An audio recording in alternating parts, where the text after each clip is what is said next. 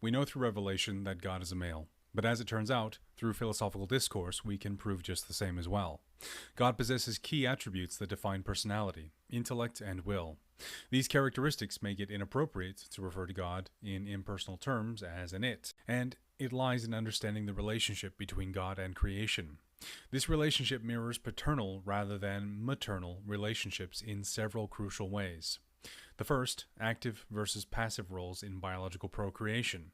Fathers play an active role through impregnation, while mothers take a passive role in being impregnated. Similarly, God actively creates the world, while creation passively receives existence from God.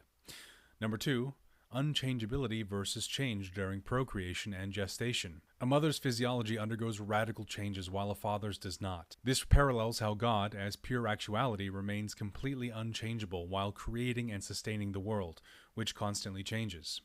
Number three, independence versus dependence. In biological relationships, mothers become physically dependent on fathers for support during pregnancy, while fathers remain physically independent. Similarly, the world depends entirely on God for its existence, while God is completely independent of creation. The world could not exist without God, but God could exist without the world. Number four, distance versus connection. Fathers maintain a literal physical distance from their offspring during gestation, while mothers have a direct physiological connection.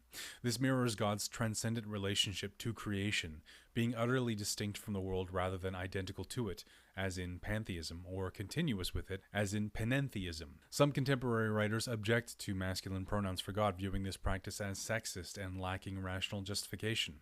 They often opt for the more inclusive but potentially awkward he, she, it. However, the traditional usage of masculine pronouns serves important philosophical purposes in classical theism. Using maternal imagery could be misleading, suggesting that God is changeable or continuous with the world, leading to theological misconceptions more aligned with panentheism or pantheism. Such interpretations would conflict with fundamental aspects of classical theism, including God's immutability, or rather unchangeable nature, immateriality, non-physical existence, eternity, existence outside of time, pure actuality, complete perfection without potential. Therefore, while God transcends biological sex, the use of masculine pronouns and imagery serves as the most natural and least misleading way to characterize God's relationship with creation within the framework of classical theism.